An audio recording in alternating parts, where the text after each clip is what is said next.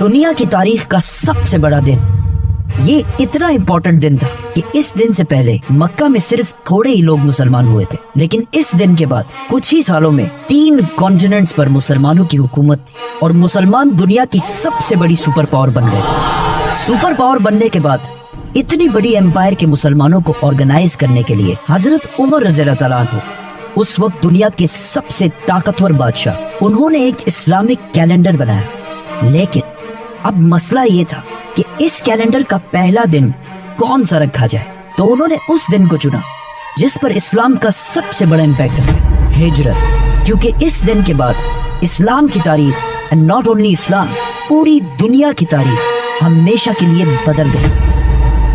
12 سال تک رسول اللہ صلی اللہ علیہ وسلم نے مکہ میں اسلام کی دعوت دی، لیکن 12 سال کے بعد بھی صرف تھوڑے ہی لوگ اسلام کی طرف آئے. لیکن یہ تھوڑے سے لوگ بھی مکہ کے کافروں سے برداشت نہیں ہو رہے تھے. تو جب انہوں نے دیکھا کہ رسول اللہ صلی اللہ علیہ وسلم کے چچا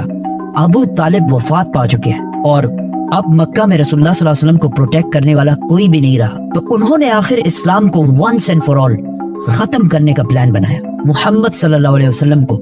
شہید کرنے کا پلان. لیکن اس سب سے پہلے مکہ سے 400 کلومیٹر دور مدینہ کے 2 بڑے قبیلے اوس اور خزرج کے بہت سارے لوگ مسلمان